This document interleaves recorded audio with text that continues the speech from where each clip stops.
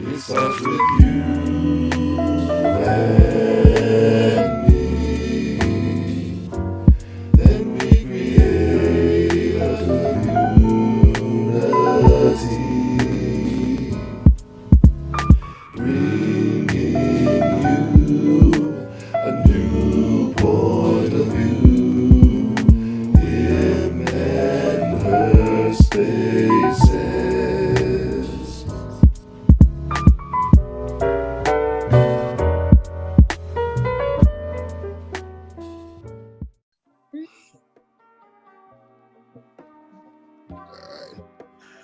Welcome everybody to another episode of Him and Her Talk Space. 2 life coaches, 1 space, 0 reservations. Me, your favorite him coach, Chad H. Nails, master life coach, certified psychoanalyst, all that other stuff. Y'all know what the drill is with that. And as always, my fantastic co-host, Nini Wyndham. Hello, everyone. All right. Tonight we got something. It's something of a loaded issue.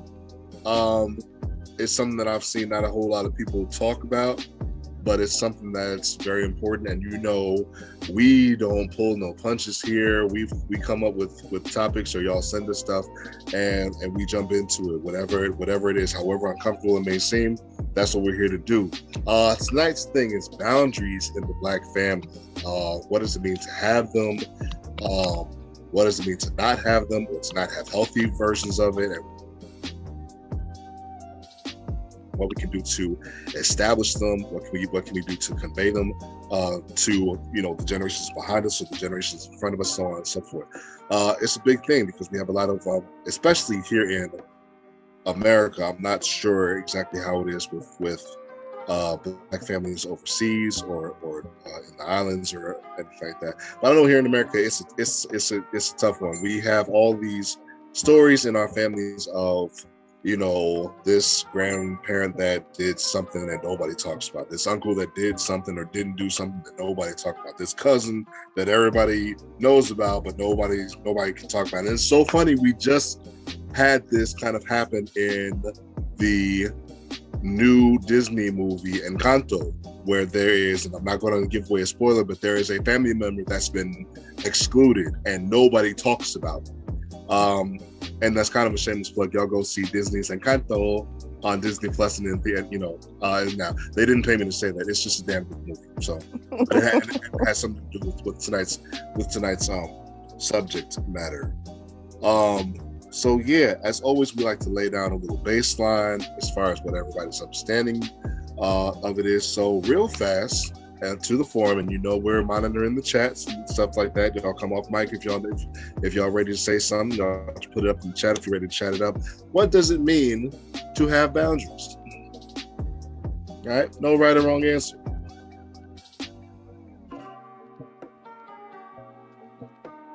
Most of y'all are veterans to this by now, so I'm waiting. All right, as a matter of fact, I almost know who's going to say something first. So go ahead. Well, since you said that.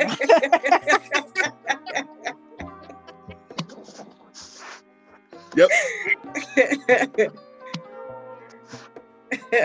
You're crazy. What does it mean that boundaries?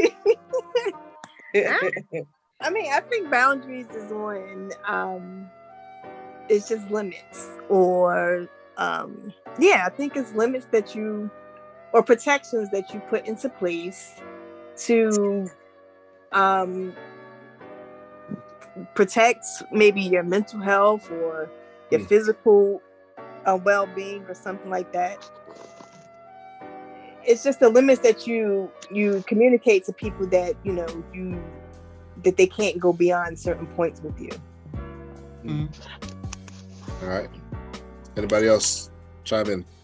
Yeah, I agree with Chanel. I feel like there are limits that you set as an individual because they may differ from others. So like you may have like a family and there may be one person, like for me, I'm on this Facebook group. It's called Conscious Parenting.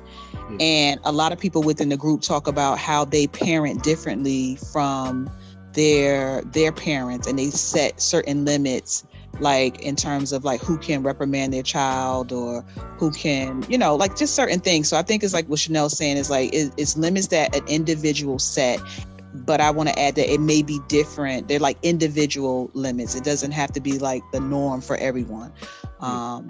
Like some people don't like their kids to kiss other people. So that's a limit that a parent may set that, listen, I know that when you see auntie, I don't know, whoever, we usually kiss and we usually hug, but if you don't feel comfortable doing that, then you don't have to do that. And I think it's very important that we set limits for how we feel or what we feel we need or want for our, for our individual selves. Real talk. Anybody else? I agree with both Cookie and Chanel in that boundaries are those things that we set in place within the family or even as a parent child where, you're always going to be my parent, but at some point you have to also realize that I'm grown and that, some of the things that I do or say out of me being a grown person, you really don't have a right to have input in. And just setting those boundaries respectfully, but still setting those boundaries. I'm with that. Before I give my 2 cents on that, there was something I wanted to put at the very beginning of the show. As most of you, if not all of you, are aware of, we have this new variant that's spreading around and kind of catching everybody unawares, especially with the holiday season. People are still out and about and traveling and so on and so forth. And unfortunately, I know a lot of people who have caught this and stuff like that, myself included, unfortunately. So as we stand right now, I'm actually in quarantine doing the show. Unfortunately, the worst is kind of behind me right now. That's actually why we postponed last week's show, which would have been this topic, because I was no good to anybody last week. So just y'all continue to do your due diligence, continue to use your best judgment and your best discretion as far as having to go to work or not go to work or going to anywhere or being around people, so on and so forth. I'm not here to tell you what to do. I just want all y'all to make it and stuff like that. I want all y'all to be healthy. Feeling it right now, having gone through it, I wouldn't wish it on anybody. It's a pain in the butt to deal with. It's a daily fight. I'm not a fan of it. So just, like I said, just do your due diligence and, use your best discretion, best judgment, and so on and so forth. All right? Stay safe, stay healthy. But as far as what I think on boundaries, I think it is a stance that you kind of learn about yourself as far as what you're capable of handling, what you're capable of, where you're capable of going, not just a sense of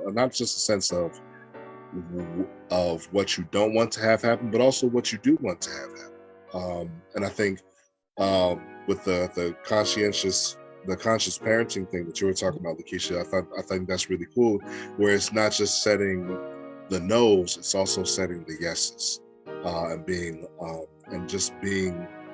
aware of that, being able to convey that to other people, knowing what they are yourselves, being able to convey that to other people. I think that's super important. When it comes to specifically in the Black family, and I have asked around, since we actually had a little bit of extra time to do some research on this, since we didn't do it last week.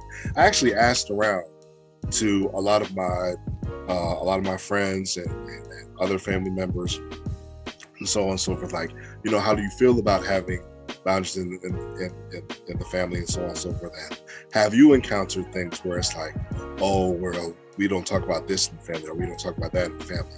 And 90% of them, and I asked quite a few people, 90% of them came back to me, was like, yeah, we have something like that happen. And it's like, have you ever tried to address it? It's like, some people do, and it ends up in a fight. It ends up in people not talking to people for years on years and years because this boundary or that boundary got crossed. And apparently it was such a big thing that it forced some families to splinter. It forced some families to have fallouts, even violent fallouts, and so on and so forth. And then the big question, the two big questions that I have for that is, why? One is why, and two is everything that people are going up in arms for justified, and that's what we're really trying to like jump into here with that. So, to the next one, how does it affect us when we don't have the boundaries, or we have but they're not healthy? How does it affect? How does it, or how can it affect us if we don't have them, or if they are in place but they're not healthy? Well, not having boundaries, I mean, I feel opens up that door for just anything to happen. Like, I don't know. I think of like a lot of times when people think of like boundaries within the family, the first thing that I know for me that comes to mind may be, inappropriate, contact between, an adult and a child, or, or another, around sexual stuff, but it's other things too. It's like the way we speak to one another, the way that we engage one another.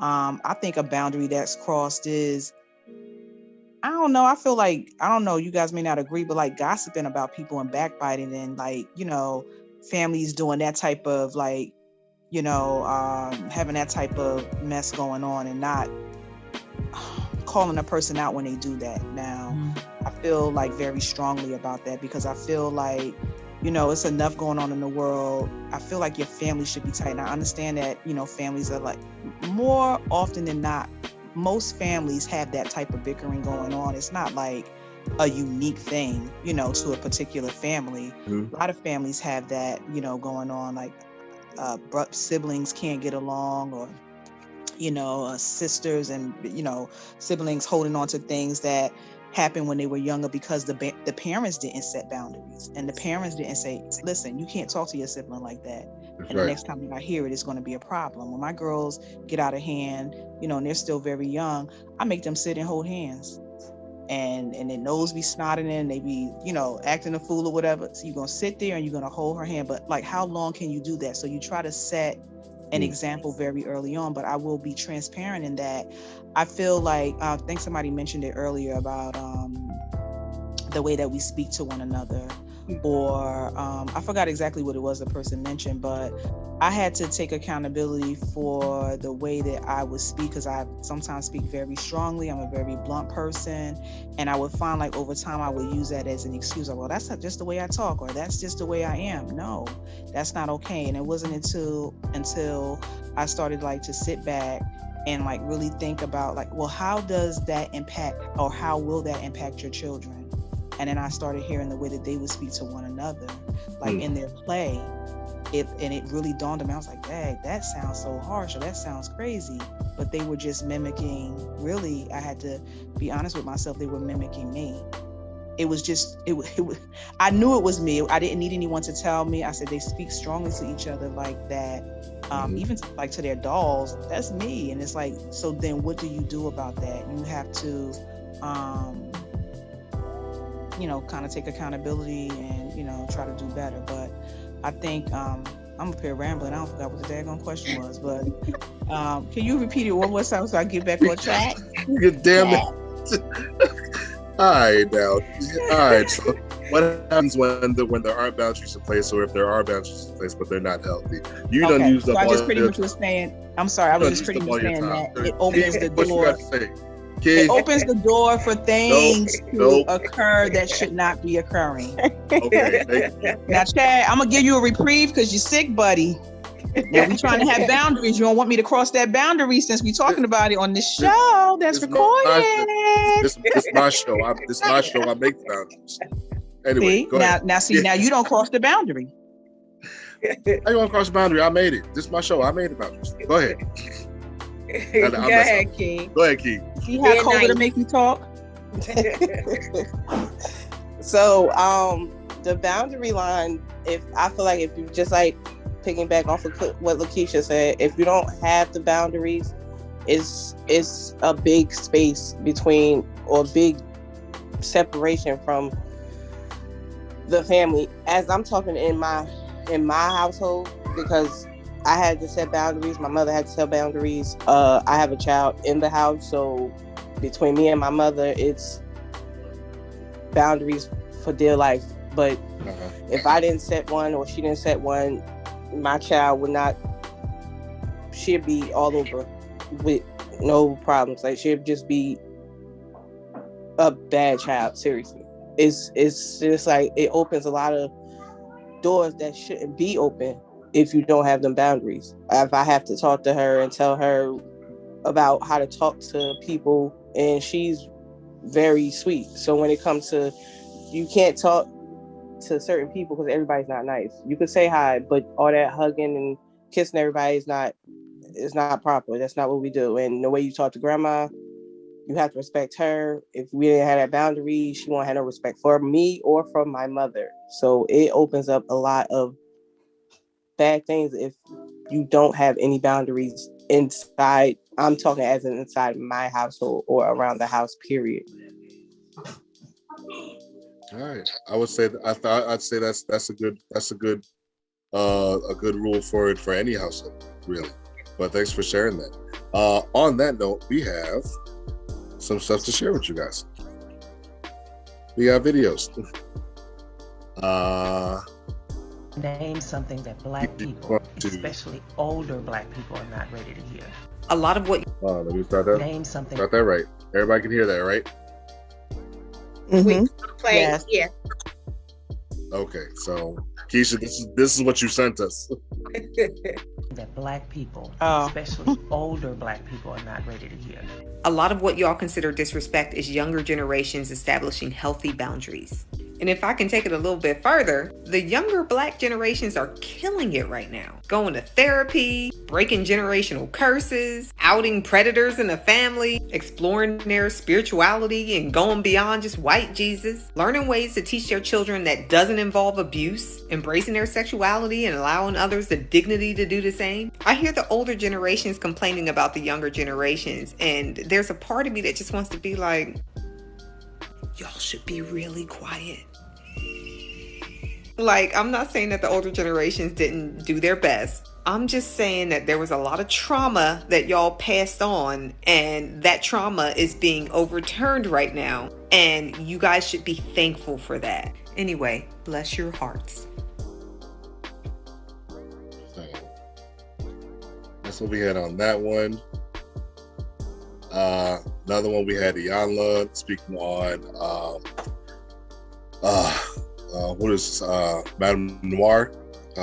This was an article that she did for Madame Noir on why Black families keep secrets, and that ties in heavy with the whole boundary thing. So it's a few minutes.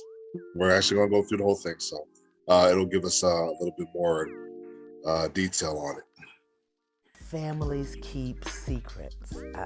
Keeping secrets is a part of our historical experience in this culture, when you didn't tell people what was going on because you never know when they would report it to the overseer, to the slave master, and you could really get in a lot of trouble.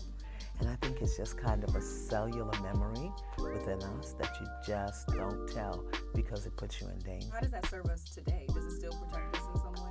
Doesn't serve us at all today, but until we learn a new way of being, and until we learn that we really can speak about who we are and how we feel and what's going on, we will just continue to perpetuate the behavior that's familiar. Human beings, regardless of race or origin or economic status, human beings do what's familiar. It becomes habitual. And so it doesn't serve us, but we got to learn a new habit. Is that I guess the same type of thing with Black men being anti or hesitant to seek therapy or to seek help for the issues in their lives? Well, Black men, again, I believe, this is just life according to Iyanla, pay me no mind. Black men, I believe, have a cellular memory of hiding their pain. You couldn't be smart, you couldn't be honest, you couldn't be strong, you couldn't be powerful, and then to admit that you weren't those things also put you in jeopardy. So I think many men today of color, African American men, Caribbean American men, Native American men, they just don't have the imprint and the cellular memory of what it's like to say, help me, I need help. So I watched the Terrell Owens episode and I was floored by it. there was so much going on. What do you think allowed both him and his father to be so open with you? Well, in the Terrell Owens episode, initially his father was not open. His father said he did not want to participate. However, he lived directly across the street from the house that Terrell was born in. And I was not going to allow Terrell to be dishonored in that way. That he came back out of his life to come home to heal. And his father's going to sit on the porch and watch it and not participate. So I just helped him. I just provided him with an opportunity to support his son. And I think Terrell, the pain he was experiencing was greater than his fear of being exposed. And the same for the father, too? You know, the father is old school. He's just an old school man out of Alabama. Never would have even dawned on him to speak out in the world and say, I had an affair that produced a son, and I need to claim my son. Never dawned on him. And the women in that family community story who were in a collusion of silence to protect the man, and in the process damaged the child, who happened to be Terrell. Wow. Okay. So I guess shifting a little bit to like a more personal question. Do you ever find that you take the people you work with, their problems home with you? No. I never take them home. I never take them home because most of what I see, I've already healed. Because it's only one of three things. Somebody's not feeling loved. I feel that. Somebody's not feeling heard or seen, and they're acting out. I've healed that. And somebody hasn't forgiven. I do that every day. Forgiveness, every day. I forgive me, I forgive you, I forgive the people that cut me off on the beltway. Forgiveness is my daily minimum requirement. My initials are IV, like, intravenous, and that's forgiveness is my daily IV.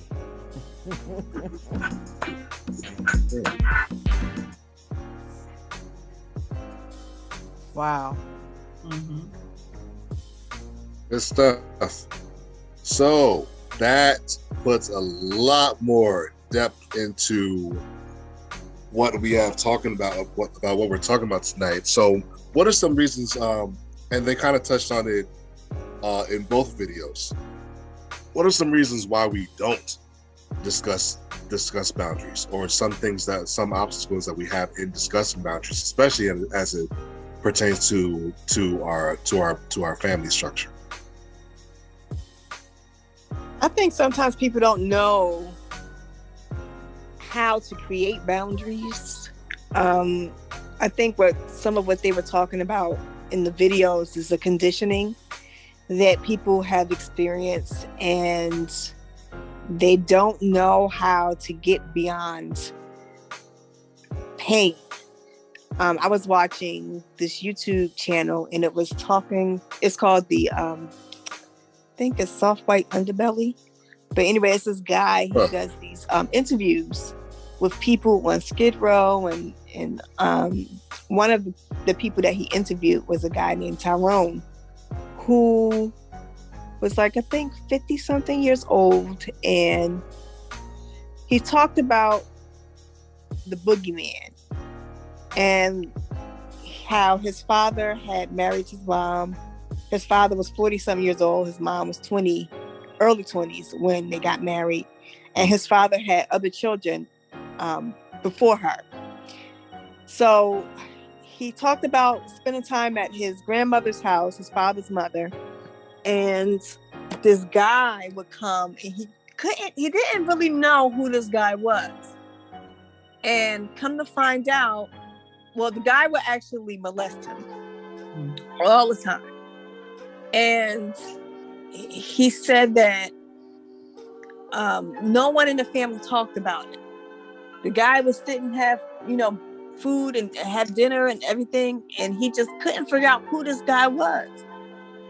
And, he started thinking about things about himself, because he was a young guy. This guy molested him for a number of years, from like the age of 5. till like maybe like before his teens or early teens. And come to find out, it was his half brother, one of his older brothers. But he said, I just don't know why no one said anything. So like from what I got from that that interview is that people knew that this was taking place and no one did anything about it. And he talked about how later in life, or he didn't know how to accept any other way other than being seen as like bad, or he didn't respond to people unless he got yelled at, like things like that. So the conditioning that I think Ayala and the other person was talking about is that people get conditioned and they don't know that they need to create boundaries because their trauma just becomes a part of who they are. And you know, there's different type of boundaries that we could set with people in our families. But I think that's one of the things is that people don't realize because we don't go get mental health support, or, you know, don't go to therapists and things like that. For the most part in our communities and families, we don't do that. And so you don't know. You don't know what you don't know. I think that's really true. In both videos, I'm hearing this. You know, you have these people and Eric, I was just about to touch on this, Eric. What you were writing in the thing, we were taught during those times to deal with it and be strong, and you don't have any contrasting or any type of contradicting lesson that comes from that. You know, for yourself, it don't feel good. You know, for yourself, it don't feel right. Whether it's being something that somebody said to you or something that somebody did to you, you know it don't feel right. You know it doesn't feel good, and there ain't no convincing. You know, there's barely any convincing otherwise. But it's this whole number of other, you know, all these other false justifications. You know, don't say that about your uncle. He helps the family out a lot. Don't say that about your father. That's just how he is. And you hear all that stuff, you know, and it teaches you to not say anything. It doesn't teach you to look at it as being right. It just teaches you to be like, okay, this is going to be more trouble than it's worth for me to say something. And we walk around with that, and it becomes internalized to the point where maybe we even begin to forget what the reasoning was. But that still doesn't erase the feeling of it. It still doesn't erase the feeling of this didn't feel right, or this doesn't feel right, and this, that, and the third. And for a lot of people in these more recent generations that are saying, I'm not going to stay silent about this. Let me ask around. Let me speak to a counselor. Let me speak to a coach. Let me speak to a therapist. Hey, this is what happened in my family. And then they can say to you, that wasn't normal. You know, we understand that for what you're sharing with us, we understand that it was viewed as being normal because nothing was done about it. But in the grand scope of things, no, this is not normal. No, this was not healthy. No, this was not rational. And that's what I think both videos were talking about, as far as people taking that extra step and saying, let me inquire about this. Let me inquire about this, and maybe let me not keep it in the family. Let me go outside of that realm and see what's going on. Because again, a lot of the older generations in this country, it was family over everything. You know, it was like keep the family together, keep the bond strong. Doesn't matter what cousin is saying this, or what uncle did this, or dad did this. Keep the family together. Not understanding that sometimes that shit was just wasn't healthy. Point blank. Period. Family bonds be damned. So there was that part. Keisha, go ahead. I see. I wanted to say too that sometimes it could be kind of piggybacking off of what Chanel said. Maybe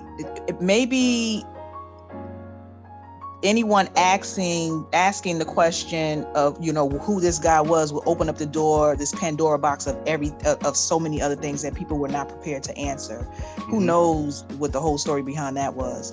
But I also feel like a lot of times people don't set boundaries, or are afraid to set boundaries because they can be looked at as the black sheep or shunned within the family. So like for me, there are certain things that may have happened in my immediate family or my, you know, my external family, that I could probably say to my mom, like, you know, mom, that's not right, or that's not normal, or this is, and it's like, I think Iyanla said it, like some people are just like old school. Like it's hard to kind of penetrate that old school way of thinking. So you could like throw all this, you know, these theories at them and, you know, say all these things, and they're just not in a place where they could really, they don't have the mindset, they don't understand, you know, not that they don't want to understand, but they may not be able to understand.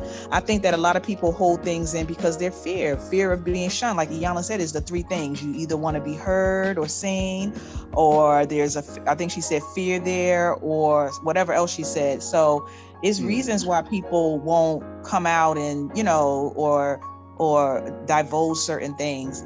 I mean, even like Iyanla, when she was molested as a child, and her aunt, it just like, even when I hear that story, like it like baffles me. Like the aunt came downstairs to ask the uncle, whoever it was that molested her, did you molest her? She said you did this. Like it was just like so dismissive. And so loud. Now this woman who is like this phenomenal healer, like look at how what was done to her, she was able to heal from all of that, you know, in her own time, and help so many people. Like this lady is just like so phenomenal. But I just think like a lot of people are scared to utter, you know, certain things because they fear that they're going to be shunned, like within their family or with their friends. I have a someone that I know that disclosed something that happened to her by one of her brothers, and the parents, she's like, she said it when she was younger, but were the parents not wanting to hear it? Because I think that would be difficult for a parent to hear something about their, you know, their two children and of a sexual, you know, nature. But my thing is like, there's nothing that I don't believe. I don't believe that there's anything that I wouldn't be willing to say in order to protect my children. But that's how I feel now. If you're not in the situation, you don't know what you would do. I know that my job has opened me up to some things, like some of the stories that you hear, you wouldn't believe that people have experienced this. And then you wonder why people are walking around upset and, you know, withdrawn, or can't perform can't have healthy relationships, whether it's you know, platonic or romantic. It's so much, I think somebody said earlier, like so much trauma. Like it's been people out here that have just been beat down, abused, and it just, like Iyanla said it, it's almost like a, I don't know if she said blueprint, but it's like, how do you without therapy and with a good therapist work out those things and overcome those things when it's like a cellular, I think she said cellular imprint. That's like almost like your DNA in a sense. I guess that's what she's saying. That's the way I understood it. So how do you do that in a comfortable, that's what we call epigenetics. Yeah, like that's so deep. And it's like, it makes me think of this author, what's her name? Dr. DeGruy. I forgot her first name. And she talked about Joy DeGruy. Yes, she talked about this post-traumatic slave syndrome. It's like even we parent our children. So when I'm not gonna be too lengthy. When I joined that conscious parenting group, it was because I knew that there were things, even as a child protective service worker, even as a social worker by training, even as what I felt a good-hearted person, there were things that I was doing that I wasn't intentionally doing that may be causing harm to my kids. And there was so much fear that I had that I would have to sit down 20 years from now and have a conversation that I could rectify those things or mediate those things now, you know. And that I'm gonna be honest with you guys, there's a lot of guilt there with that, because it's like, you know better, like, or at least I thought I, you know, knew better. And it's like, you don't want to harm what you love the most. Like they're my most prized possessions. But you know, when you know better, you want, and you know better, you should do better. But sometimes you just don't know how to do better. You just touched Yeah, go ahead. No, I was just gonna throw a question out there, and you can say what you have to say, and then anyone can answer after that. Because I'm hearing a lot of what happened in the past, or what happened with our parents' generation, or when we were growing up as children, and what we're dealing with now. But how many? And you don't have to answer this out loud, but how many of us right now, knowing things that have happened in the past that are affecting our romantic relationships, affecting our friendships, our relationships with our children now, are actively taking that role and saying, you know what, I need to go to therapy, and are actually going to therapy to fix those traumas that happened to us in the past, so it won't affect our right now relationships or our future relationships with our children. Therapy is hard. I just want to say one last thing. Therapy is hard. You have to be prepared to sit down and sit in that.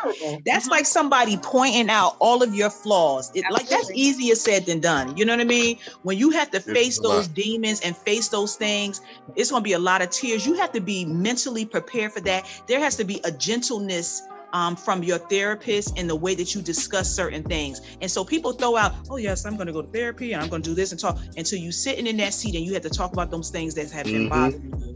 That's a very different place to be. So I will be honest and say, yes, I have. And I've had situations where, I had to, like I said, and I've said it to you guys before, where I had to go to my husband and say, listen, I've done this, I've done that, and this is the reason why, and we have to talk it out. There's a lot of I don't know the word to use. There's a lot that goes on with acknowledging things that you have not done right, and you have to be a person that you have to be prepared for the responses that you're going to receive when you're trying to, apologize, and you're hoping that the person is willing to accept that apology and move forward. So I will say, yes, I have, in both my romantic relationships and personal relationships, and as well as, my parenting. I have had to say to my children, mommy was wrong for doing that, or mommy was wrong for saying that. This is a recorded line, so it's not like physical abuse, but sometimes people put a lot of emphasis on physical, but there's a lot of emotional. That's just as bad. You know what I mean? The way that you engage with people. Like, I don't want to put a lot on like the way that I was parenting, because you make choices. But I do see that there was some things, not all, some things that I brought from the way that I was raised, that I had to say, listen, I just got to change this. And I had good parents. I feel like they did their very best. I feel like my sister and I, we turned out, pretty decent. All right.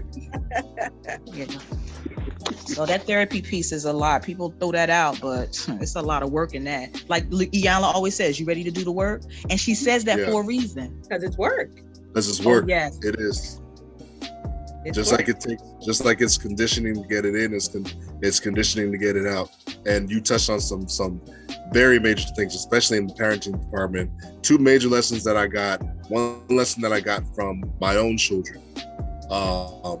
Because when I first had them, I was like, yeah, I'm gonna be disciplinarian, cool, this and the third. I turned out fine from getting whippings and this and the third, so I figured I had to discipline them the same way. And at 3 and 5 years old, they're 7 and 9 now.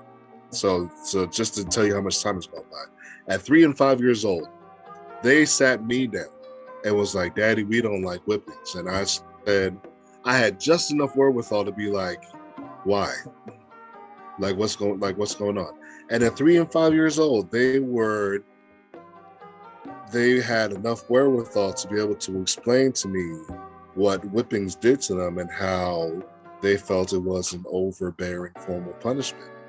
And we sat there and we talked for maybe like an hour with my 3-year-old and 5-year-old, and we came up with a new disciplinary system, which is still in place to this day.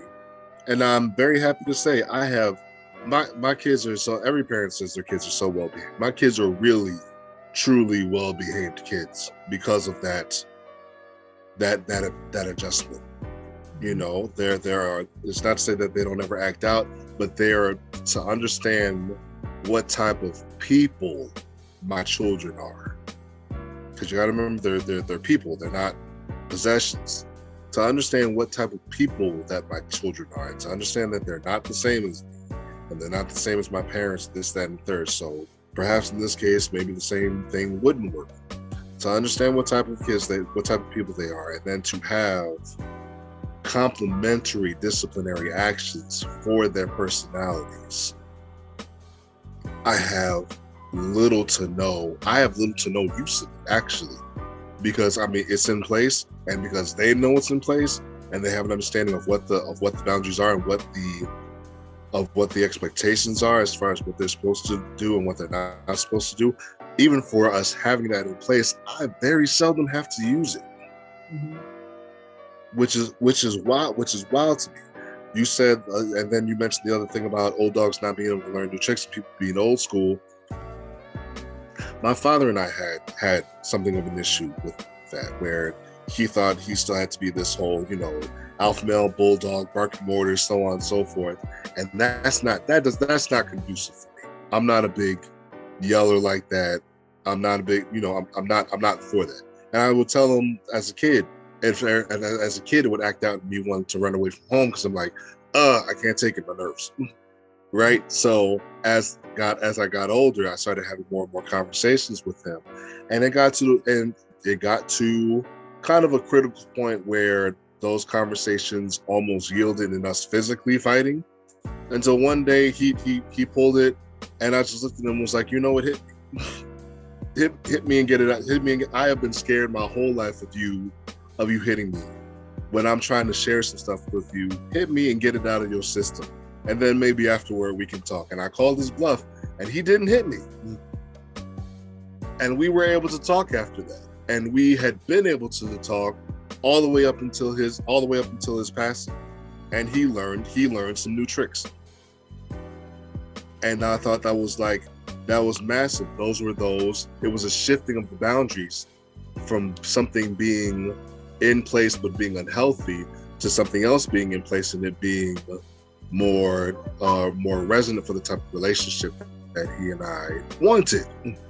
So it was that's a super huge thing. I love the fact that you take that time, for any of you who take the time to question what those boundaries are and what it is that you're operating off of, what it is that you're not operating off of, and taking the time to be like, maybe this needs to be examined, maybe this needs to be moved, maybe this needs to be eliminated, or maybe this needs to be added. I love the fact that we do that. And I hope that as you go, out and you see other people that are operating off of their boundaries, you give them the courage and permission to do so in their own lives by showing your own lives as an example. I think that's super duper huge. Congrats to all of you for that. What else we got?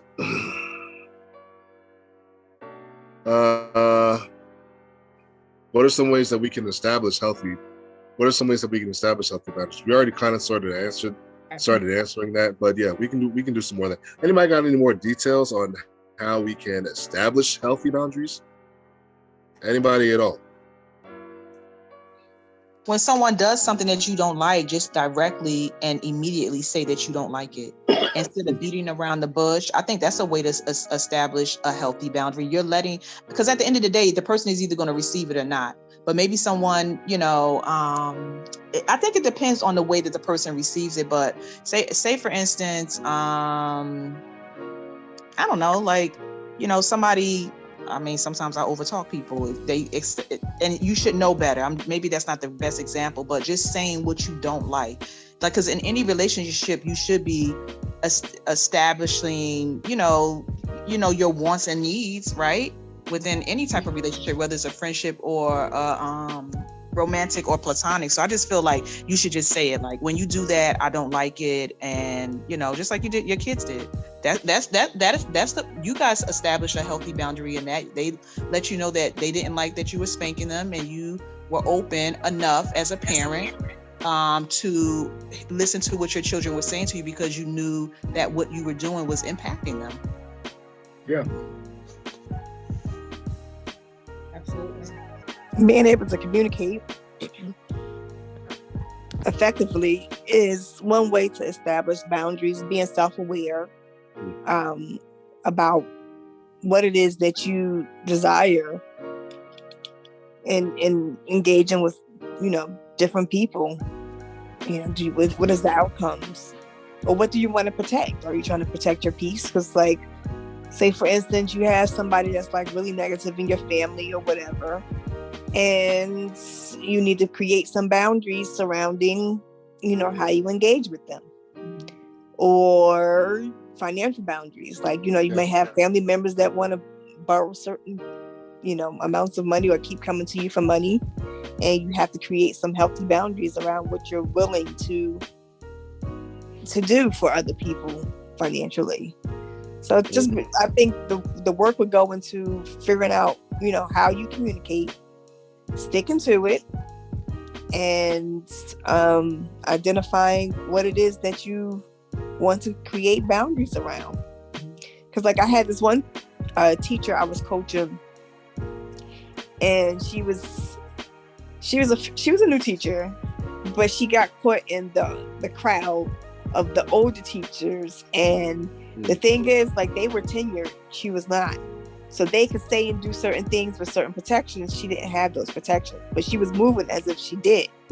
So like I told her, I was like, listen, at the end of the day, they don't pay your bills, and you don't have the same protections that they have. So what you need to do is create healthy boundaries in your work environment. Like, yes, you want to interact with your peers, your colleagues, or whatever. Yes, you want to consult with them maybe sometimes about different teaching strategies and things like that. I was like, but you need to create boundaries around your professional workspace. You can engage with them, but you create those boundaries and think about starting to work on identifying or developing who you are as a teacher. Because, you know, the way she was moving, she wasn't strong enough to say no, or if she felt uncomfortable, she was just getting herself caught up in a whole bunch of mess because she didn't create these boundaries. And I think another thing, and that we're talking about setting boundaries, and we're setting outward boundaries. So we're telling people how they should treat us, or how, you know, they should react to us, or how we should set boundaries for other people to treat us. But I think what needs to happen, and what has to happen in order for that to even take place, is for you to do the inner work to set the boundaries with yourself. Like, why are you allowing these boundaries to happen? What is triggering, you know, what happened in your past? Took that right off the top of my head. Yeah, to allow these boundaries to not be set, and doing the inner work to have that done, which includes, you know, possibly therapy, or, you know, whatever, you know, you need to have that done.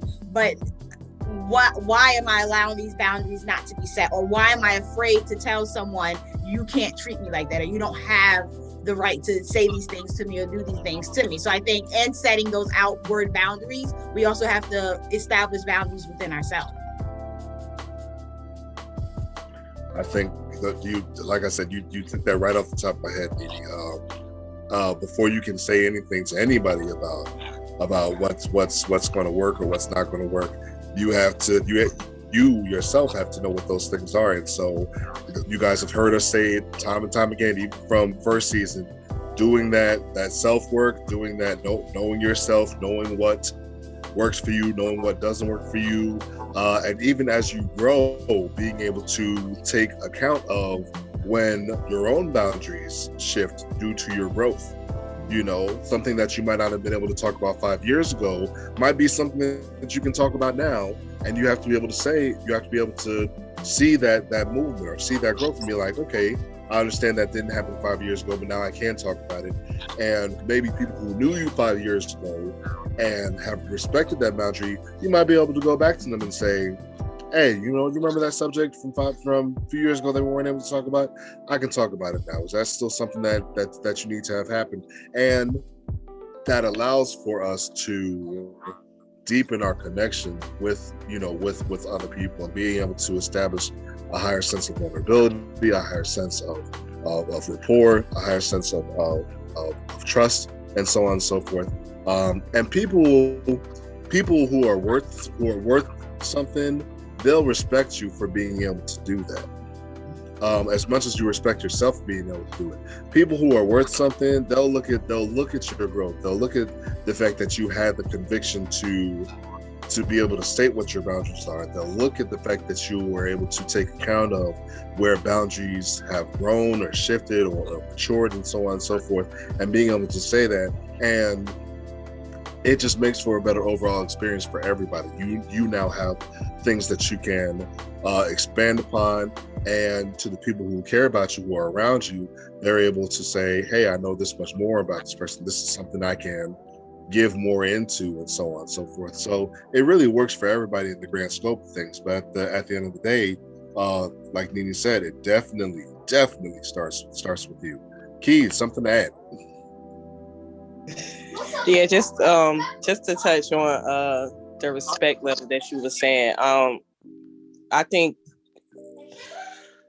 in my household, and for some reason this is always just hitting my household, but when I talk about respect and the boundaries, it's just, that's when I think when I had my daughter is when me and my mother actually got that boundary respect line down pat.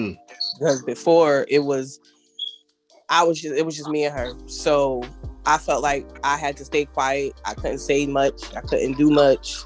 She had to say so. Even if it was wrong, it was just like, okay, Ma, you made me feel step away. I just still kept my mouth closed. Like, okay, even though I was sad, or every time you said something to me I didn't like, but I'm not gonna, with all due respect, I'm not gonna say nothing. But once I had my child, I think that just came with a boundary too, because now it was time for me to be that mother. Not that, not saying my mother was a bad mother, but being that mother that my mother was trying to be to my daughter. And I'm like, I think it's time for me to stand up for myself. It's time for you to know that now it's my turn to be what you taught me to be. And that's a strong mother. And it was always a problem when it was just me and her. But since my child came into the picture, it was much more respect. Boundary line wasn't crossed too much. And it's like we talk so much more that I think everything just changed for the better. So when it comes to respect and boundaries, I think that plays a part in the whole thing, the whole conversation. Good stuff. Yeah. And you know what? I want to touch base on, I'm sorry, every time I'm talking, I cut over you. I'm sorry. But I wanted to touch base on too something Kiana said, where, we within our community, within the Black community, we always say, with all due respect, we preface that with all due respect, because that's been, embedded in us for those households who grew up, using the Bible or Christianity, where it states that, you have to respect your parents and stuff like that. But we and like most scriptures and most things in the Bible, we pick the ones that are to our liking, but we also have to acknowledge the scripture that also says parents do not provoke your children. So that sets that boundary as well. So yes, you are my parent, and I have to respect you as my parent, but you can't just say what you want to say and not expect me to say something back. Like, you have to respect my boundaries. So I think that's important too. And what the Bible says, okay, but the Bible also says you can't provoke your children. So I think in that alone is a set boundary in the Bible that says, these are boundaries. Your mom or dad or parent, but I'm also a person with feelings and, things that you just can't say to me. And I just have to sit back and like, all right, you're right, because you're my mom, you birthed me. Right. Or you're my father, you helped bring me into this world, but I'm a person with feelings and, boundaries that need to be set. So. Yep. Okay. Go ahead, Cook. On point. Good. All right, go ahead, Chad. I'm sorry, my thing was on. I think Chanel said it earlier when she said effective communication. You think about when you say that scripture in terms of like, some people have that, some parents have that attitude or that demeanor, like I'm the parent and whatever I say goes.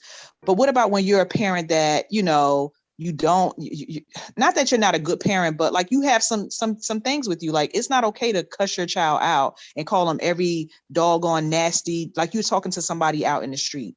That's not okay. And like at the end of the day, as a person, as an adult, you should know that that's not okay.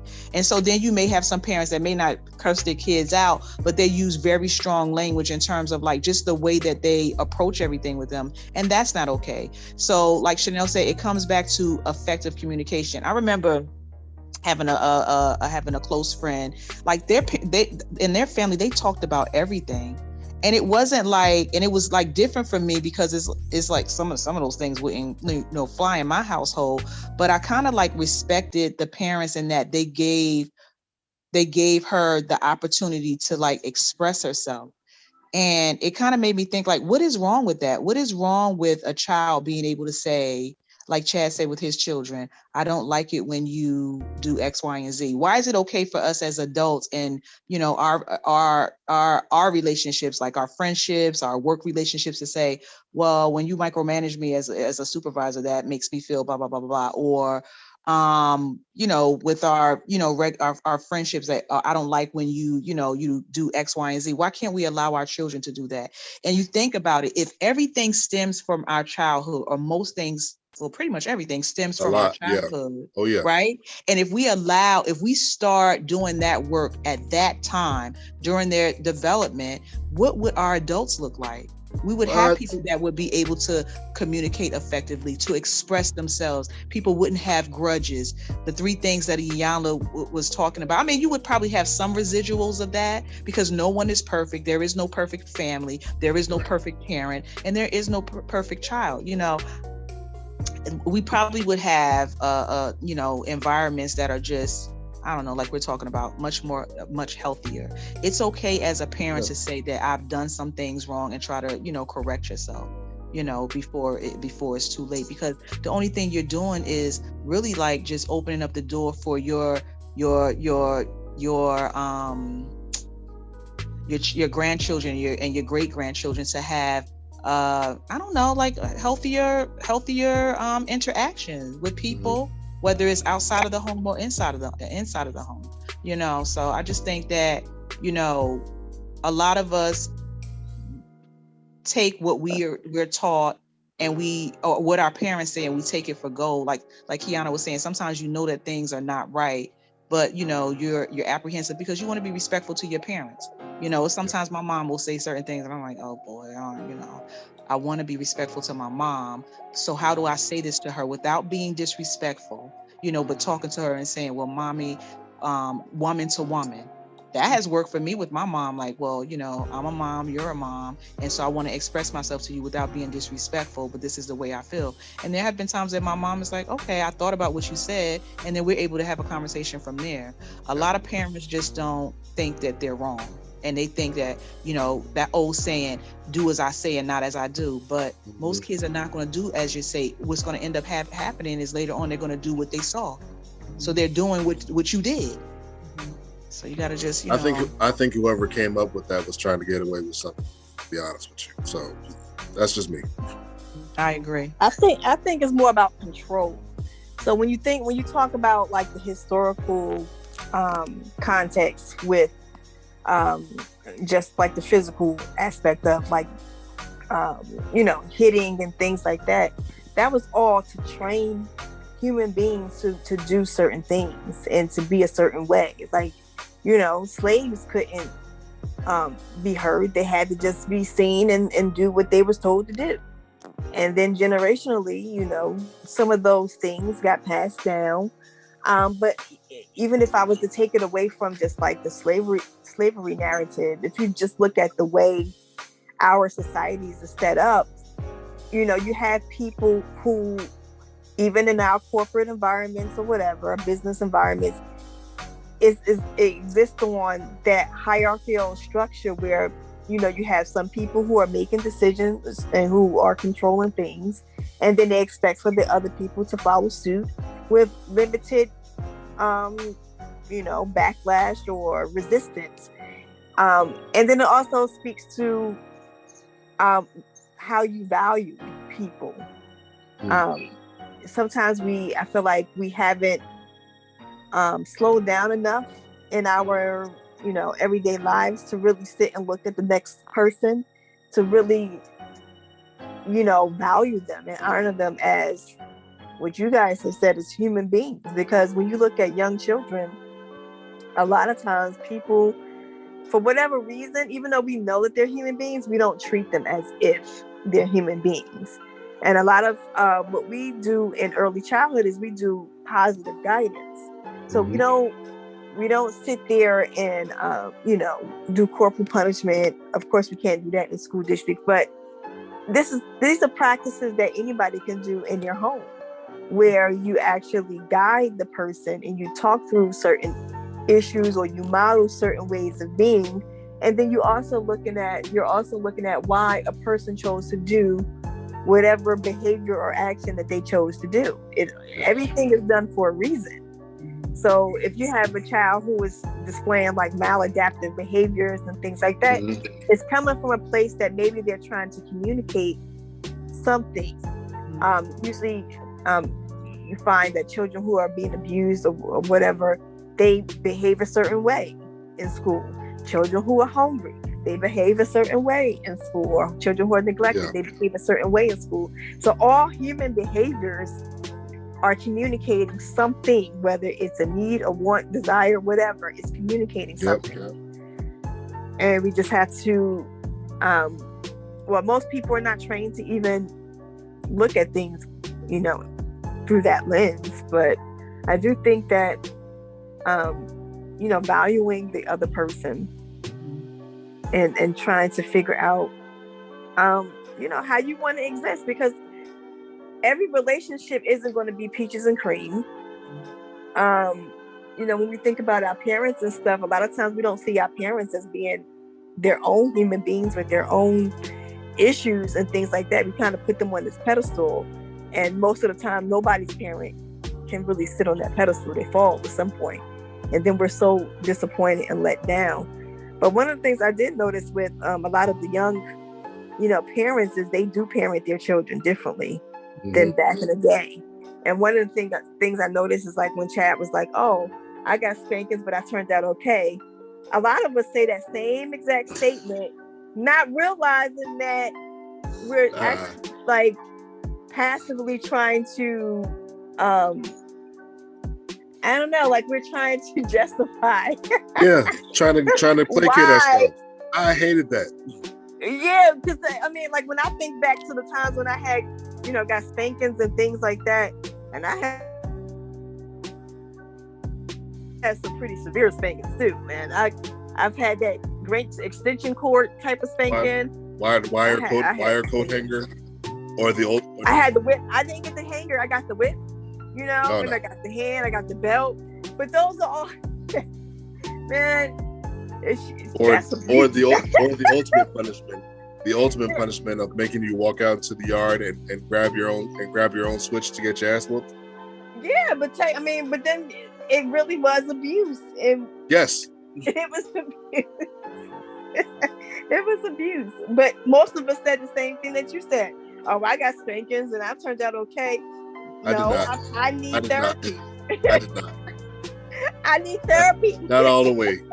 I didn't turn out not all the way. No, there was some stuff that needed to be fixed. But usually that's what most people say, though. Which, if you really look at social media, when people talk about that topic, that's one of the things that most people will say to justify the abuse that they experience, in their life. Yeah, it wasn't right. That brings me to the last point that we had here, especially when it comes to trying to convey. We've done the work. Let's say we've done the work. We figured out what our boundaries are. What are some ways that we can convey that to the not so much to the generation that comes after us, because that's a little bit easier to establish, because there's no precedent. There's very little to no precedent for the generations that come in front of us. How do we handle the generations that preceded us, where their boundaries might be very, very different from what we now know to be healthy? I think one thing that we can do, and we've covered this several times on this call, is that we have those conversations. Like for me and my mom, because my dad's no longer here, but with my mom, I've learned to, just like my sister, have those conversations and say, well, woman to woman, because I'm your child, but I'm coming to you as a woman, or, having those open and honest conversations to let them know that how everything that they did was not good, And they also say that too, like, oh, well, when I raised you, y'all didn't act like this, or this generation is because, how we were raised or whatever, but also understanding. And I think this is something that I'm currently still working on, is understanding that my parents were not, they were people, right? They also had traumatic things. They also had things that they were dealing with. And I have to understand that just because they were my parents does not negate them from making mistakes, right? So the things that happened in the past that I'm looking at now as an adult, like, well, wow, why did they allow these things to happen, or why did they do these things? I have to understand, like, they're people just like I'm a person, and that having children, you don't get a manual to say, okay, these are the steps that you need to take to raise this child, and when this situation comes, this is how you respond to that. And even in my later years in life, like now, I have to understand, like, we didn't come with guides, right? And they only raised us and parented us how they were raised and parented. So I think that's something that is we can help them, say, like, okay, yeah, you did these things, or these are the things that you used to do to us, and how we're raising our children now when I have my children. But the way that you're telling me things that are not okay, like corporal punishment is not okay. Like, making me kneel in the corner, not that my parents did this, but I've had friends where their parents make them kneel in the corner on freaking rice. Like, I did. That's not okay, right? I had to do that. That's not okay. And we have to, let them know that come the way on. you discipline is not okay. And if I don't choose to do that with my children, doesn't mean I'm a softie or that I'm letting them run all over me. I understand that the things that you did to me at that time, that I didn't realize it, but I realize it now, was borderline abuse. Like, that's not okay. So I think that's Was it borderline? Conversation. Well, for me, I wasn't abused. Like, I didn't have some of the things that I hear about other people, but I had some switches and some belts, and never extension cords or anything like that. Never smacked in the face, but still, using a weapon to punish a person is kind of abusive. Thomas, something colorful to add, I'm sure. Well, here's the question, and I listened to what Nene said, and that statement, what is it? I got it. It never hurt me, and look how it turned out. I've used that statement a lot of times. Never been picked up in a police car, never been arrested, never had none of those things. And I got a few beatings growing up and everything like that. However, as an educator in a high school environment, you guys spoke about how you're going to parent these kids and how you're going to, discipline these kids now. And like you say, setting the boundaries for what your parents used to tell you and how they used to treat you. When you see the behavior of these kids, these let's just start from 6th grade and up. When you see the behavior of them now, sometimes they're missing that slap in the face. Not condone it, but again, that slap in the face when you got smart with your mom, it let you know not to do it again. Whereas some of these kids nowadays, they have no boundaries. They have no sense of what not to say. And they will say whatever they feel like saying right in front of anybody. So there's been times I've had cousins that got a slap in the mouth because she's gotten real slick with her mom. And now she's grown with her own children. And, she doesn't have an issue with her mom. She doesn't have an issue no more because she's a grown woman. But, her daughter tried to get smart with her one time, and all it took was one time. And that was like at 12 years old. And then that girl is now a 20-year-old that's had no issues, didn't talk back to her mother, nothing like that, and has been good. So, that's, like you say, some people will say it is abuse. Some people like myself will justify it and say, oh, now I'm justifying the abuse. But, it's those things that taught us boundaries. So like you say, boundaries for the parents of, like Nene said, talking to her mom from woman to woman now. At some point, you weren't always a woman. You was a young woman. You was a little girl. So you had to have your boundaries from that point and learn those boundaries. And to me, with parents, I think that's what they taught. Like you said, we have to remember that they were human. We got to remember that there was things they was doing before. I was talking to my god sister tonight about that, and we just talking about if we go back in a time machine and see what our parents did before they had us. You know, like that. You know, like you say, oh well, my mom was the classic nerdy girl. Then my father, he was the town thug. So now, how did that nerdy college girl meet the town thug? What did they do? What was going on? You know what I'm saying? So it's just, like I said, I think, yes, I've been in school where you had to hold your hands out. Remember, you had to hold your hands out for like so many minutes. You had to hold your hands out to the sides for so many minutes. And you had to turn around in circles for so many minutes, or hold with books in your hand, stand with books in your hand. So, you've done those things. But I think the key word you guys said and was talking about tonight's message was about boundaries.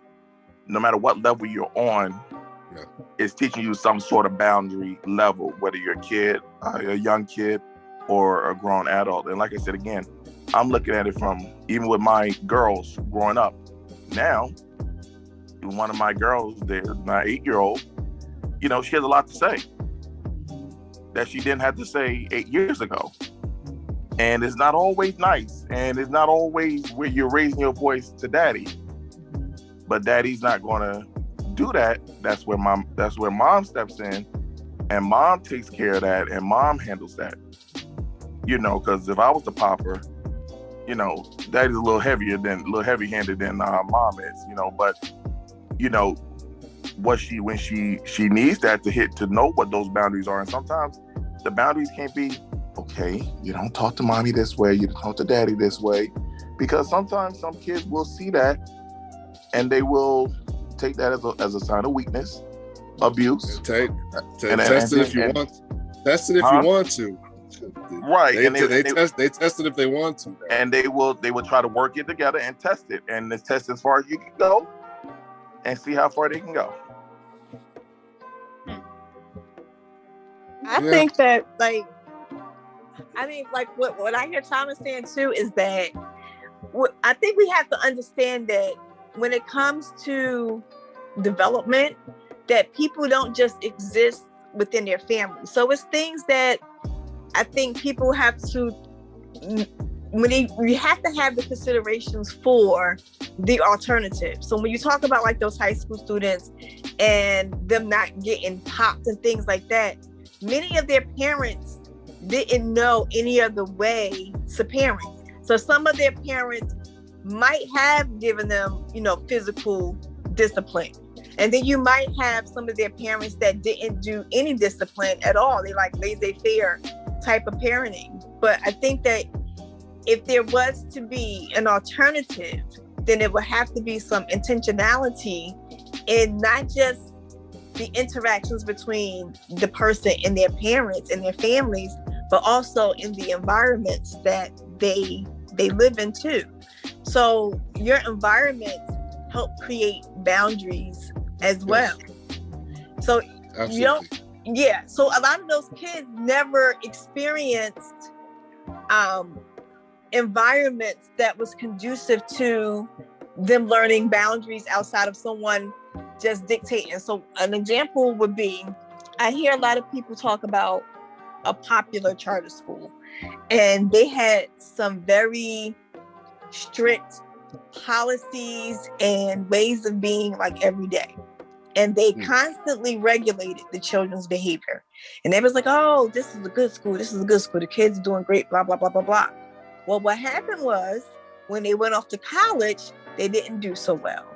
And they didn't do so well is because they're so used to other people regulating their behaviors, other people telling them what their next move should be and how they should do X, Y, and Z.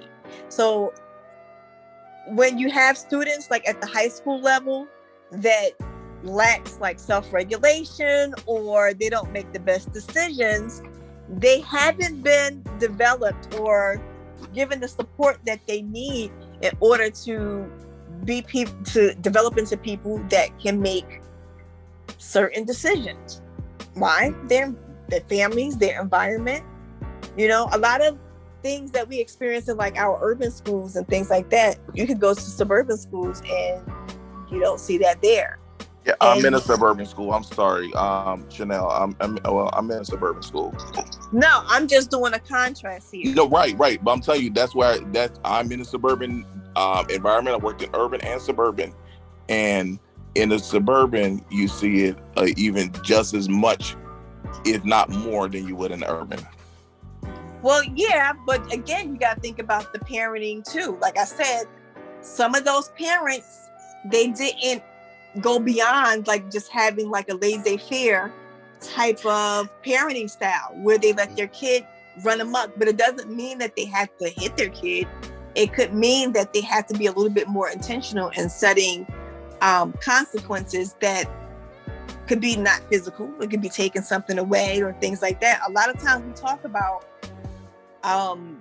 other races and how their kids are just all, over the place. But a lot of those times, those parents don't put any type of boundaries in place. They just let the kids just do whatever they want to do. And then on the opposite end of that, you might encounter another race of people that actually put a lot of physical discipline in place. But what happens outside of conditioning, what happens when you don't have somebody that's going to hit you, to snap you back into, place or whatever? Like the guy Tyrone I was talking about, like he couldn't function outside of people yelling at him. He didn't know how to function. He was like, well, you know what? I think I need to go do X, Y, and Z because I need to feel like somebody needs to yell at me in order to feel okay, like to feel normal. Wow. So, I think that it comes with being intentional and also examining what the alternatives are for how we setting up these boundaries and stuff. Damn, good points. Good points on both ends. Go ahead, Cook. I see your hand. It's been up for a while. I was just gonna say that both Chanel and Thomas made some good points, and Eric put in the chats that every child is different, and what you could have two children or multiple children raised in the same household, and one can end up one way and one can end up the other way. And the other thing is too that parents, a lot of times, they come from different backgrounds, and so they parent differently. I could be a yeller. Eric doesn't yell. Sometimes I'm sitting back like, don't you see them doing that? You're not gonna say anything. Like, come on. But that's not his style. So my thing is this: I have been a parent that has spanked, and I have, decided that I wouldn't probably not do that as often anymore. You have to know your children, I guess is what I'm saying. Is like with my youngest, like Thomas is 8-year-old. I have an 8-year-old Thomas, and she's very feisty. And with her, like, you just have to know your children, and you have to know what form of disciplining or parenting works. What works. Yeah, what works. And my mother used to always say that. It's like she used a lot of prayer and just getting to know your children, and kind of like you have to get to know people, getting to know what kind of like they're like little quirks and their little little habits and things about them, like they're little humans. So they're people. Yeah, they're people. And so what works for my oldest daughter, it's just not gonna work for my youngest. It's just not. They're different kids. And so it's just me and my husband coming to an understanding of like, what we want to use. And for me, I've just decided like more of a gentle parenting style. That doesn't mean that my youngest may not, or my children may not get a little pop, or, sometimes it may take, look, I told you, if we go up in this store one more time and you take something that doesn't belong to you, I'm going to tear your tail up. But then on another time, it may be just talking and asking, why are you taking things that don't belong to you after we've had this discussion multiple times? It really depends, because I do believe that spanking all the time, at least for me and for my children, it was kind of counterproductive. I'm exerting all this energy. I'm getting all fired up. I'm tired as all the heck. And 2 minutes later, they going on with everything like it's normal. Yes. So what point did it did it serve? So, you have to learn what works for your children. You have 4 children, you probably have to parent them, for the most part the same way, but like the way that you discipline them and the way that you interact with them and engage them is going to be different. Cookie, just like It you is. said, I think it's something about that second born that's just they just a whole that second Baby. born is always different, and you Yes. gotta approach them totally different than you do that firstborn. But I do. That's true, Thomas. It is. I don't want to say a second born on here. But I do agree. I do agree with you when you saying, like you said, there's different. You have to approach your kids totally different, and I think who was that? Like with my wife, you say different things like being a yeller or being a spanker. When they was little, of course you did the spanking when they were little, and then as they got older, now you're like, okay, like my wife and I, we're always talking like, okay, we got an 8-year-old. This is what's going on with her. She's starting to act this way. She's starting to act this way. Okay, this is not working. This ain't going to work. What can we do differently to come at them that way? And to come at her a different way, like you say, try to do that without having to revert to the spanking or that. Not saying the spankings or the little pops aren't needed, but you don't want to do that all the time. Like you said, you don't want to end up like that, like the young lady said, the dude Tyrone that couldn't function in the environment unless they were being yelled at. But again, that's another whole thing for us to look at when we talk about that inner self-driven, self-correctiveness, those things that we have within self. Like I think Eric said, what works for others he went to college, but then his brother didn't do the same thing, but it was something inside of him that responded to it that way. So you have to know, again, knowing your kids, knowing what works for what, and who you can yell at. My youngest, all it takes me to do is to look at her or say I'm not happy. Once I say, my wife is saying she's not happy, she'll be like, oh, okay, blah, blah, blah, blah, blah. Daddy's not happy. No. And she is devastated. Oh my gosh, she's devastated. The world's coming to an end. And she can go to sleep and she will wake up the next morning and she will come to me and say, Daddy, I'm sorry for my behavior I did this time, that time, and this and that. So it's something in her that she has that, and that connection that her and I have that, is with them. But like you say, know those kids, but it's those second borns. I would tell anyone those second borns is just they don't scare easy. They don't scare easy. They sure don't. Go ahead, Kiana. I was just agreeing with Thomas and Cookie on about the I would say a second born, but seeing as though mine is only the firstborn, she's real firecracker. But it does come down to knowing your kids. Just like Cookie said, you have to know your kids, because I have to talk to Cookie a lot. Because when I get mad, my frustration come out and spanking her, and once she do something, it automatically sets off my firecracker. So I put hands, and it was just like, okay, like it's not even working. Like, you get spanked, okay, you be good for a good couple of days. But just like Cookie always told me, what is the end result? Okay, they're gonna listen for a certain amount of days, but then what's gonna happen next? They're gonna do it again? They're gonna try to test you? Because she will test me to the point where I was just like, all right, I'm gonna just walk out the house because I already know how I am, and you really trying to push it there. But 3 to 4 years old is when she was like pushing it all the way there. But now it's just like, as Cookie told me before, you have to sit down. Spanking might work, but then I learned how to spank and then think about it like, okay, so did it work that time? But now as she got older and she's about to be 7, I just learned how to sit down and talk to her.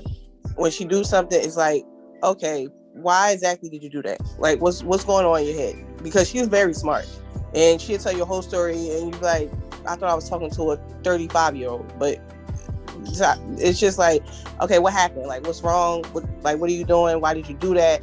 And she would actually explain, okay, Mom, well, I know I wasn't supposed to do that, and I know it was wrong. I won't do it again. But just talking to your child makes everything a little better. It might seem like it's not working, but I never thought it would work. But just when you sit in front of your child and talk to her eye level, because I was taught, like working in daycare for 14 years, you get to a child's eye level and they really understand you. If you're screaming and yelling, it's not doing nothing. It's just, you're making yourself tired. You're losing your voice all the time. So it's just like, you talk to your kids at eye level, they start listening more. It might be a little harder, but once you keep doing it and just going over it over and again, they'll start listening. So I had to kind of, once she get me to that point, I had to kind of walk out the door for a minute, come back in and try it again. And like Thomas said, usually the second born, but it's not the second born for me. It's my firstborn, and that's a firecracker by herself. And I had to learn how to, hands ain't working too much. Spanking, like I said, my mother used to spank me too with belts. I got the belt a lot. So it wasn't really like a belt thing. It was a hand for me, not in her face, but it was a hand for me on her leg, her butt. But it was just like, she still kept doing the same thing. And I'm like, what the hell is going on? Like, did I just not pop you like 5 seconds ago? Mm-hmm. But now that she got older, it's like, okay, maybe you just needed some reassurance. You just need somebody to talk to you, eye level, to make you understand, like, okay, this is not what we do. This is not what I like. I don't understand what you're doing. I got frustrated. But now it's just like, okay, I got you. We here now. We on the same level. Okay, good. But no, it really comes down to, like Thomas and Cookie said, you got to understand your kids. If you don't, it's like no point at all. Yeah, and I want to piggyback off of that, Kiana, and then Chanel, I see your hand. I think that, and me not being a mommy, but I am an auntie, but I think that we underestimate our children. Right? Like you said, as you're sitting down, you're talking to her, and it's like you're talking to the 7-year-old, but you're actually talking to this 30-year-old woman. Like, not woman, but this 30-year-old, person, like she's holding a conversation with you. And I think that we underestimate our children. Like, if our children are capable of navigating a freaking tablet, they can sit here and tell me why they're acting this way or what triggered them to do these things, obviously in a kid's way. But I don't think I think we jump to spanking too soon, as opposed to having a conversation first and getting to what the problem is, and then understanding it from that way. Because they can talk, if they can communicate with their friends and communicate with their teachers and everybody in school, they can sit there and tell you what's wrong and have that conversation, as opposed to us being angry, because we're operating out of anger when we jump to spanking and not sit down and having these conversations with these little people, these little humans, to say, little person, what is going on right now? Because we need to have a conversation. So I think that's a very relevant point that you make, Yana, that we sit down and have these conversations with them and get to the core of it. So I think that was a good point. Yep. Go ahead, Chanel. Okay, so I'm going to speak to the one thing about like the discipline. We have to be aware of what our triggers are and what pushes our buttons, because sometimes things may bother us that might not be such a big deal in a long run. And then also we compartmentalize ways of like interpreting how people are communicating with us, not just verbally, because sometimes children are asking for attention. Sometimes children may be overly tired and they just don't know how to sit their butts down and take a nap. And a lot of times you see kids that start doing things, it's because they're tired or because they're hungry or because whatever. So you have these physical things that are causing certain behaviors, and because we haven't really sat down and assessed like what our triggers are, we respond in a way that could be detrimental to establishing like healthy boundaries and things. So then like another thing when I'm thinking of in terms of like creating like these healthy boundaries is really looking at why a person is doing what they're doing. Because a lot of times, say for instance, in my family, we have a history of mental health issues. A lot of mental health issues has been, exacerbated by drug use. So in not dealing with the issue, or what is really going on with people, I wasn't able to establish healthy boundaries, or I was too young to really understand what those boundaries could be. Because a lot of times when people are engaging with people like with mental health issues, it's an expectation that we bend, we stretch, we flex, we do all these things within our human capacity that's not really beneficial to us, and is more detrimental to us and our emotional and mental well-being, because we're forced to contort ourselves in ways that's just not comfortable at the sake of just engaging with someone who may have a mental health issue or a drug issue or whatever. So I really think that because we've been conditioned as people to just like compartmentalize and not really look at people as a whole,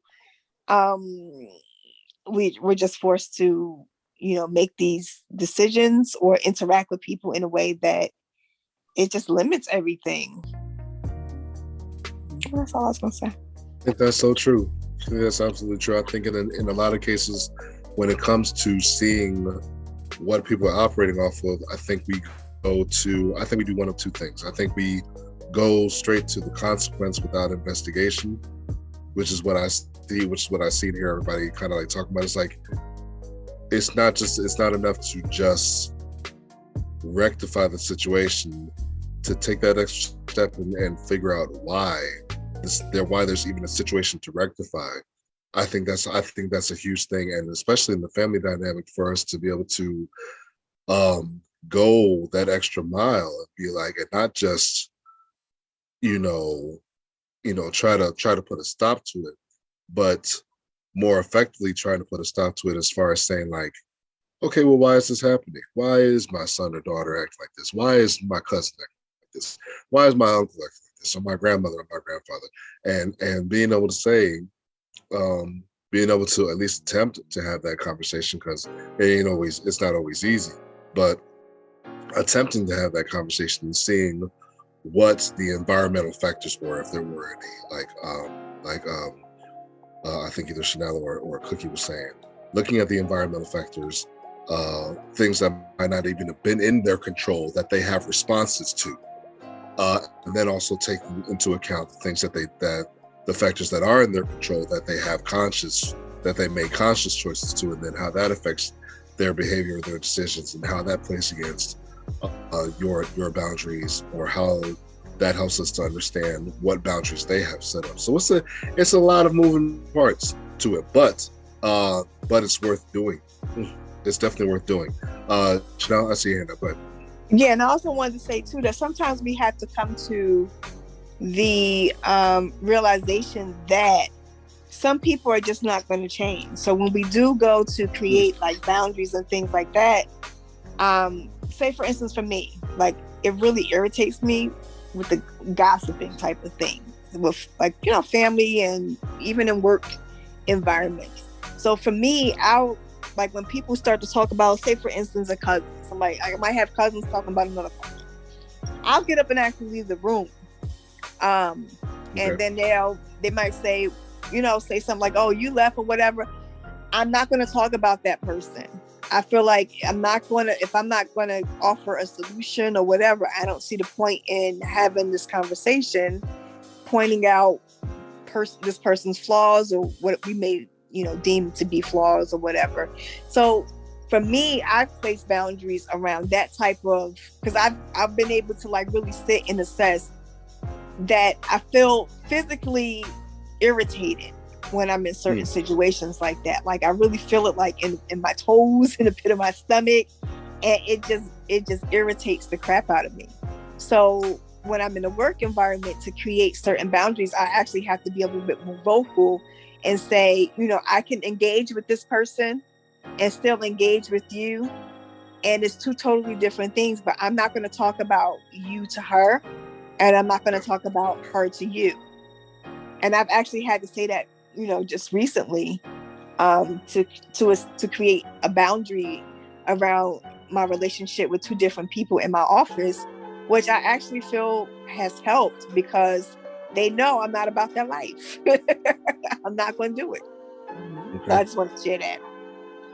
Excellent.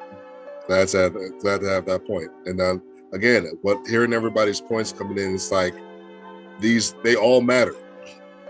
They all matter. Understanding the situation that you're in that has, people's boundaries clashing against each other or working in harmony with each other, understanding what yours are, understanding how to communicate them to other people. Sometimes even in cases, especially when it comes to our kids or dealing with kids, helping them understand what their boundaries are or paying attention to see what their boundaries are and then learning how to best navigate those things.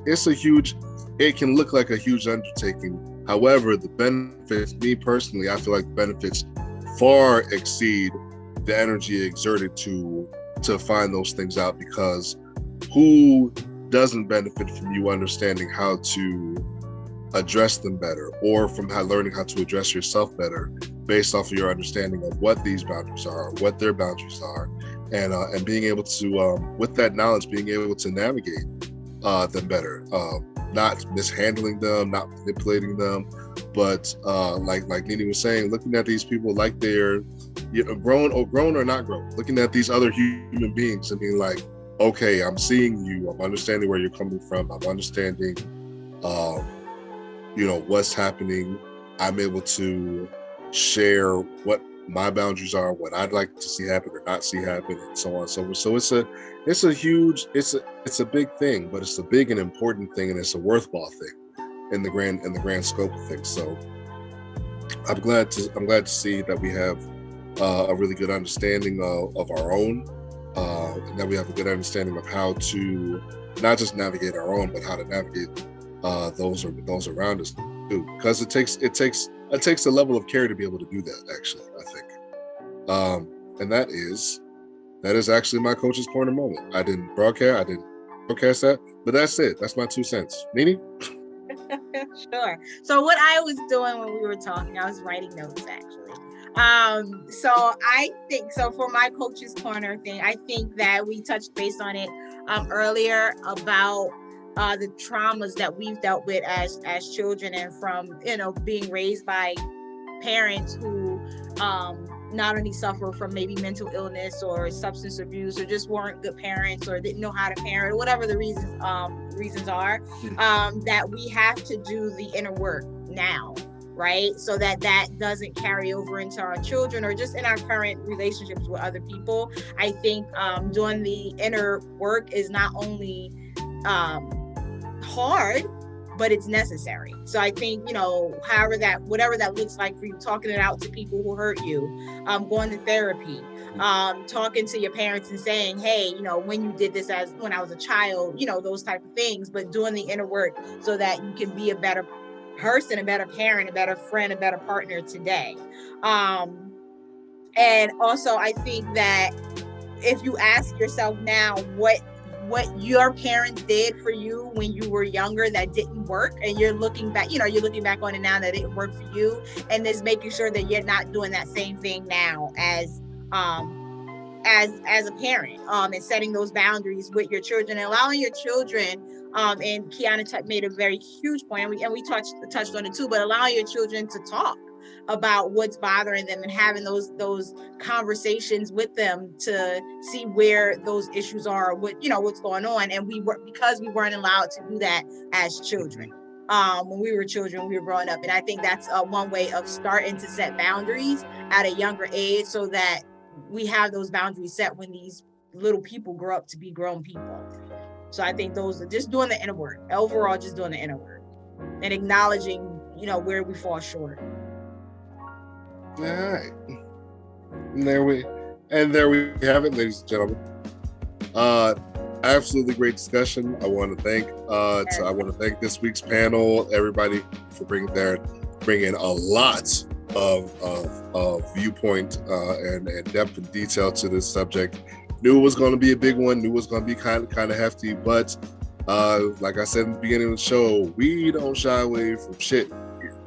All right, we tackle it. We tackle stuff. So next week we have healing after heartbreak. All right, if you have any type of relationship experience at all, somewhere along the line, you have experienced it. How do we handle it? How do we navigate the heartbreak when it happens after the fact, and so on and so forth? And what lessons can we learn? What lessons can we learn from it? That is next week's topic. Invite your friends, invite your enemies. Like you know how I do it. Friends, foes. And these healing after heartbreak, because I think a lot of times we associate this with romantic relationships, but that doesn't necessarily have to be a romantic relationship.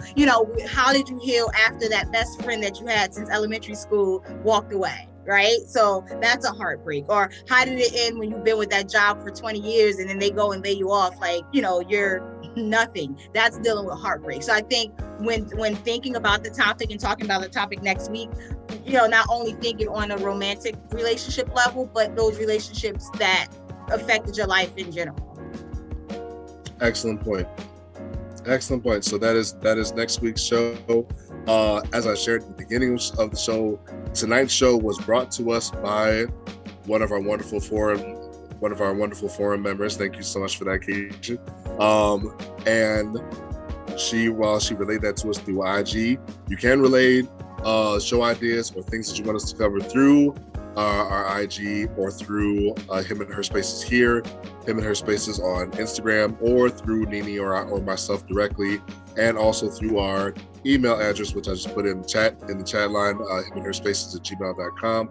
Send us your stories. Send us any things that you might want us to give our 2 cents on or advice on, anything that you would like us to respond or react to. You may reach us at any and all times with this stuff. All right, we'd love to have any ideas from you or anything that you'd just like to see us, comment on. So there is that, and that was the show idea, and that is everything. Again, you guys, please stay as healthy as possible. Do what you need to do in order to keep yourselves healthy. All right. If it's social distancing, if you have to put on 2 masks, 3 masks, I don't care. Just try to make sure that this doesn't get you. Like I said, I have it. I don't like it. I wouldn't advise it. I wouldn't wish it on my worst enemy. It's not cool. It's not nice at all.